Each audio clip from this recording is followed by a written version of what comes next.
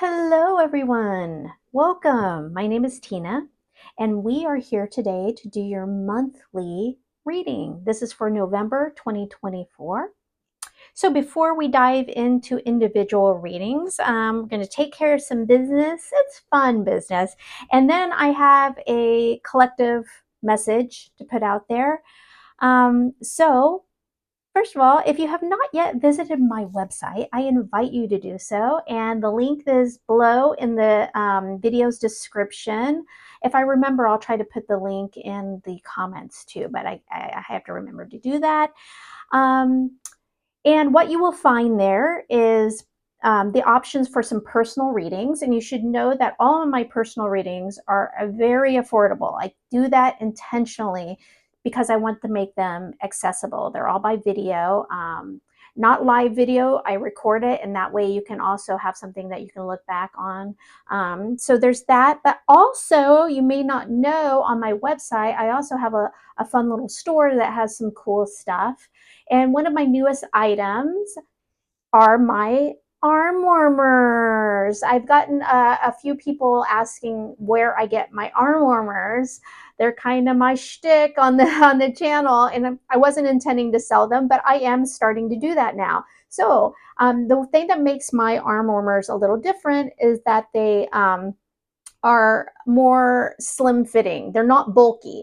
So, and it's hard to find arm warmers or these little fingerless sleeves that are like that because they get bulky under shirts or jackets. These are not. So that's the difference in mine. So if you're interested, you can also find my arm warmers on there, and I'm going to be adding more as time goes on, but I have a couple styles right now on there. And you can find some other, cool gifts and crystals and things like that, kind of spiritually awakened gifts that you can give yourself or others. But okay, so now let's dive in to the collective message.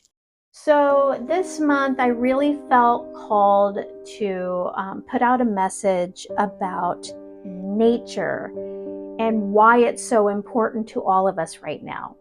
So if you are not aware, humanity is going through a call for an upgrade. Basically, it's a heightening or a raising of the frequency collectively, and some of you are totally feeling it and feel this draw towards it. If you're watching videos like this, you probably are feeling it, whether you know it or not. Some of you don't even realize it, but you're feeling called to maybe awaken, remember who you really are. It's a desire to raise your frequency. And so, why nature is so important, the universe, source energy, is calling all of us to get out and appreciate Mother Earth. And the power of nature can enable those who have always kind of felt like, meditation is outside of their reach or they're just not good at it. If you do this, it's meditation. It does the same thing. It has the same effect for you. You will start naturally raising your vibration. It is an effortless way to tune in. It's an effortless way to meditate, to get those same kind of vibrations or frequencies running through your body. And so when I talk about nature, yes, if you can get out into a beautiful forested park, or go out on intense hiking, beautiful, wonderful, but obviously not all of us have access. So it can be as simple as going to your local city park. It can also be going in your backyard, taking off your shoes, or if it's too cold, right? We're in transition with the seasons right now. Sit in some grass and put your hands on it, touch a tree. It's about appreciating the earth and nature, okay? When you do this, you will start to naturally heighten your intuition, and it cleanses your energy field. You go out into nature and you show gratitude for Mother Earth. You start paying attention and noticing the minutia, the little things that you maybe have never looked at before. Maybe how a certain leaf looks, or the grass, or little insects, or the chipmunks, or whatever that is for you, the birds, the sounds of nature, how leaves crackle under your shoes as you walk. All these things heighten your awareness, and it expands your energy field. It raises your frequency. And I have discussed in recent videos the importance of grounding yourself in nature.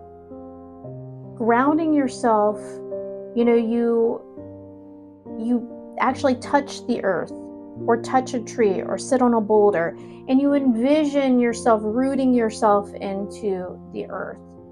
And what this does is it balances out your energy field. It cleanses your energy field. All these things put together expand your energy field. Your awareness helps you to awaken, remember who you really are.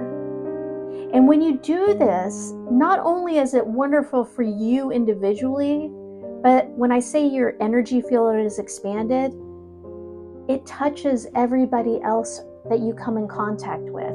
The people you don't know, when you go to a store, the people you walk by, your energy field, the more expanded it is and positive it is, you touch people in your day-to-day life. So we are in a time where the world sometimes feels out of control and chaotic. If you do these things, if you ground yourself in nature, man, it just bounces off of you. You don't feel it anymore as much. So I hope you'll join me in that. And if you are a subscriber, you have probably noticed that I put out a lot of shorts depicting nature. And these are all from my hikes, and they're actually, current time videos that I take myself. So they're real. I'm not just grabbing stock footage off the internet. It's what the videos that I take. But I do this because not everybody can go take a nature break. And so you can go look, and maybe I'll actually create a playlist of only my nature shorts. I'll do that. I will do that. And so that there's a playlist there, and you can go watch 30, 40, 50 seconds worth of nature. And you know what? It takes you there. It can put you in that same, it's not as good as actually being there, but darn it, it's close. You put yourself in that energy field. So yeah, I invite you to go check out those short videos and enjoy those. I really enjoy making them, so I hope you enjoy watching them. Okay, that's enough of me rambling. Let's dive into the personal readings. Thank you for listening. Hello, Aquarius. Welcome to your monthly November reading. Let's dive in. We're going to first pull a message from the Woodland Wardens deck. I love this deck. It represents nature in both animal and plant form. Please show me one message that would most benefit Aquarius for November.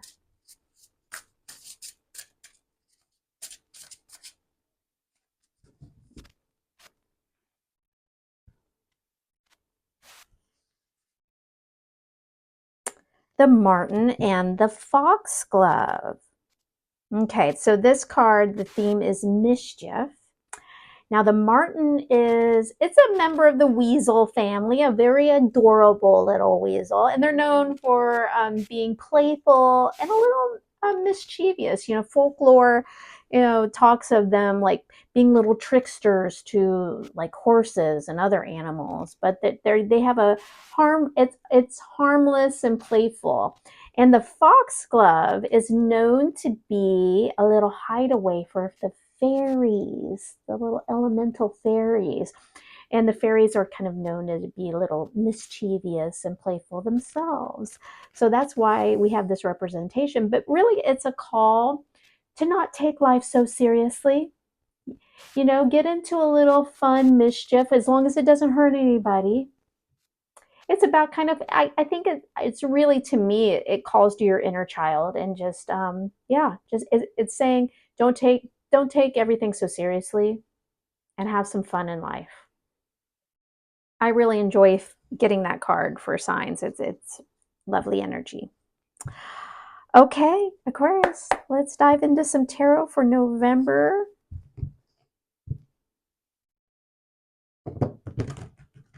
I'm going to pull all the cards and then we'll discuss them after they're all pulled. Okay, energy for the sign of Aquarius for November 2024. Show me the energy for Aquarius, please. Okay. Overall energy for November. King of Wands.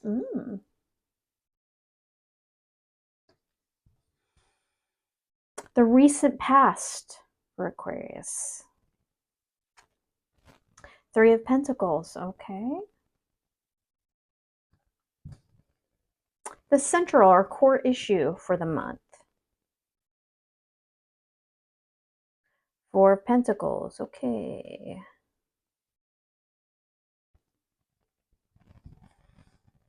What challenge will Aquarius face for November? Six of Pentacles. Okay. What's a possible fear that Aquarius will have to face this month? Oh, well, that's a pretty obvious one, huh? The Jinn. The Jinn is equivalent to the devil in traditional tarot. What will Aquarius not see coming this month? The Hermit.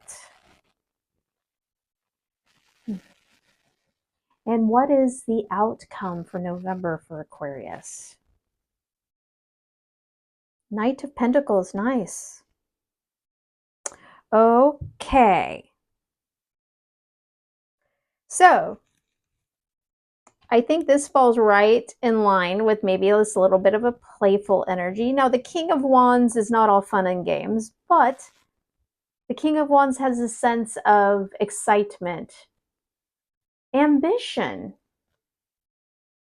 I think it's a great energy for Aquariuses to be in right now. So it's showing a little ambition. Interesting. And playfulness, joy, a little bit of bliss. You know, I kind of look at Wands energy. It's a fiery, passionate energy, but it does kind of embrace that inner child I was talking to quite a bit, often. Okay, so in the recent past, we have this Three of Pentacles energy. Did you start a project recently? Now, the most obvious kind of definition of this card is collaborating with others. Perhaps you have been collaborating with others. Very interesting energy because we have the Hermit of what you don't see coming. You don't have to be collaborating with others though, because I look at this card as starting a new project, working on something, focusing on something, So it can be also just kind of the brainstorming ideas phase of something. So your central issue, you go from the Three of Pentacles into the Four of Pentacles. So in this reading, I look at it as you're stuck, you're holding on, you're being a little stubborn, maybe a little stingy, little afraid to give to a situation, to move forward. I'm looking at this as a little bit of a stuck energy, which is funny. You're feeling this desire to not be that. The King of Wands is not, but in the core, you still are. You're moving from this three. You have an idea, or you want to pursue something, or something has the potential, or maybe others are trying to get you to do something, but you're stuck. You're stuck. And that's why this challenge makes total sense. The Six of Pentacles in your challenge position is generosity. Now, it doesn't mean like giving to a charity. It can be being charitable, but it's usually just giving to a situation. It's putting something towards something. It's equal give and take. So, I mean, yeah. That's why I immediately, now, on the positive sides of the Four of Pentacles, it can mean knowing when to hold on to your assets, knowing, that it's the smarter thing is to maybe not just, go into something frivolously. But being that this is your challenge, I'm really reading that as you're a little stuck, you're holding on. You've got these pentacles or coins out in front of you like a shield. This is in your day-to-day life. It can be as obvious as money. When we see the coins, the pentacles energy, we automatically, a lot of us think of money. It's really just your tangible day-to-day life. So that's why I say it can be projects. It can be, just your day-to-day life, okay? So your challenge is that you aren't finding it difficult to give to a situation. Your fear is this Jinn, which is the devil card in traditional tarot. Now, what this card represents are the things that hold you back. And I think it's this. I think that you get maybe paralyzed. You have a fear of sometimes diving in and moving forward.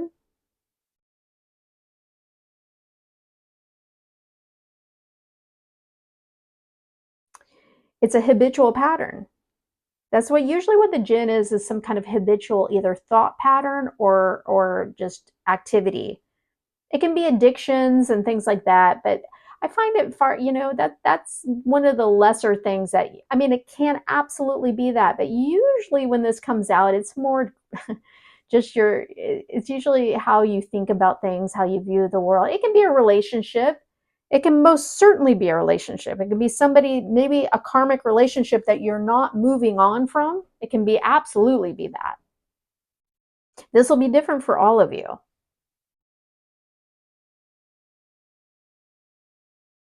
But whatever it is, it's keeping you stuck. Okay? You're stuck here. Now, what you don't see coming is the Hermit. Look at the illustration on this card is just so beautiful. So the Hermit energy is all about kind of solitude and finding answers in solitude. It's finding your own inner light. Using yourself as motivation, doing the deep dive within to figure out what's going on with you. It's major arcana. So it's like, it can be a very healing energy, but there's some solitary vibe to it. So I think what you don't see coming is that you're actually going to find some inner strength. You're going to go within and say, what do I really want? What do I want and how do I get there? And I think that's where this plays in. And then we have these two, it's not a coincidence. The overall energy, the King of Wands, which is very kind of counter to some of this energy. It's very opposite of this, really. It's in the overall energy, though, because you know, your inner knowing knows that that's what you need to be. It's this too. It's like you know you need to be more ambitious. You know you need to be more ambitious. That's what I think you're going to be doing a deep dive inside. You know you need to be more ambitious and exciting and have fun and passion in your life, and whatever is holding you back and keeping you from those things, you're going to start coming to that realization. And it's lovely because your outcome, you're not going to fully embody this King of Wands. I'm just going to tell you. Maybe you're going to, I think you have some playfulness in you this month, which is beautiful. This is the slowest moving knight in the deck. The knights are all about action. And it just so happens to be the slowest moving one in the deck. But we do have a lot of Pentacles energy, so it falls in line. This is about moving forward, changing your day-to-day life, but it doesn't matter if the one thing about the Knight of Pentacles is it might be slow moving, but it has follow through. It's grounded. And so I really like this for you. It doesn't matter if it's slow moving, it's forward movement. So you are going to start making some forward movement. I think you're going to start making some self-realizations, and you're going to start you're moving out of this cycle of your life.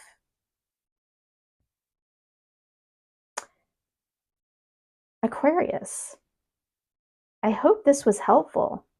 I feel like it was a really important reading for you, for some of you. Thank you so much for joining me today. I hope you will choose to subscribe if you haven't already. And either way, I hope I see you next time. Bye-bye.